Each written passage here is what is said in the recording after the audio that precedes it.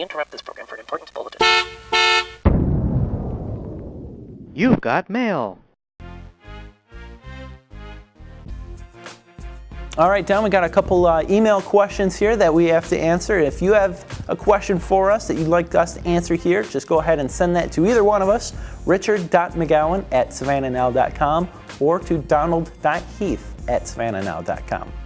Don, the first question says, guys, so far this season, tell us which player you think is the best player in the area and which is the most valuable to their team. Don, the boys, go. Boy, the best player in the area. I would have to say, this is like straight off, I'll say Brandon Mobley has been, he's 6'9" and clogs up the middle for Groves and is a big presence for them.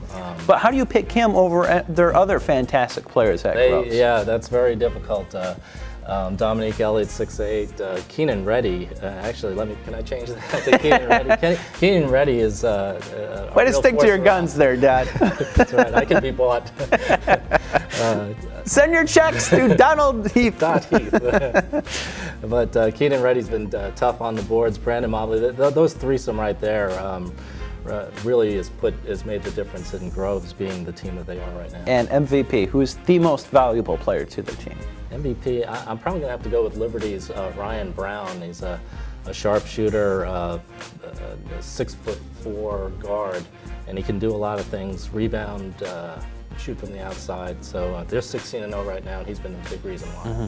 On the girls' side, I would have to go with Mariah Maternick from Bradwell Institute. Saw her last night, and I saw her last year as a sophomore. I said, man, I can't believe she's only a sophomore, and now this year as a junior, it's just more of the same. She has the ball in her hand. She knows what to do with it. She always makes the right decision. She's a pass first, shoot second, but when she does shoot, she can nail it. I mean, she's just she's very heady. Yeah, very heady. Just all around terrific basketball player. The most valuable player to her team, I think, is probably Sunny Kennedy at Calvary Day. Quick point guard. She does like Mariah Maternick, does a very nice job distributing the ball. Calvary has some finishers, and Kelsey Ellis, another sophomore, Rachel Laguerre, is really coming along. But Sunny Kennedy is what drives that engine, and if Calvary is struggling like they were a week ago against Richmond Hill, they were trailing by about 15 in the third quarter. Sunny Kennedy, when she wants to, she can take the ball herself, score, and take over a game if she has to. So MVP, I think, is Sunny Kennedy for the Cavaliers. I think you have a question. I do. It comes to me from... Way to come prepared. Hey, guys. Which teams do you consider the biggest surprise, and which team is the biggest disappointment? You want to take that one first, or should I? You take first. Biggest surprise to me, like we mentioned before, Bryan County. Yes, Bryan County. Bryan County. 12-2. They won 12 straight games at one point. They lost their season opener, and they've lost their last game Tuesday to Calvary, but in between won 12 straight. And they didn't just win squeakers too. They've been pounding the competition for the most part. Bryan County last couple of years, you could count how many wins they've had on one hand. And all of a sudden they've burst on the scene for 12, and they're suddenly a player in that region. So in my mind, without a doubt, the surprise team is Richmond Hill. And if there's a disappointment, I can't say it's necessarily a shocking disappointment. I think we all saw it coming, but it's such a strange sight to see Country Day, so low in the standings. And it's not the girls' fault, and it's certainly not Dale Parker's fault. She's a tremendous coach.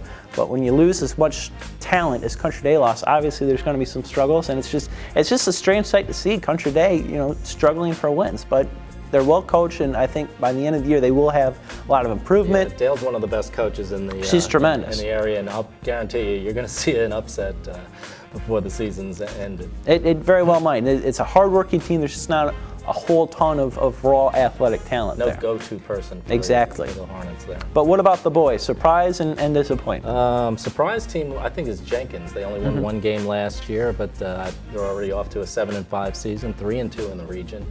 And no longer the team you can just sort of walk into the gym and beat. No. They beat Beach right off the bat, and beat Benedictine twice. Benedictine's 11-4. So Jenkins Warriors have done a nice job rebounding from that 1-23 season last year. And disappointing team? Disappointing, Savannah High. Started off 0-6. That's not normal for a Tim Jordan team.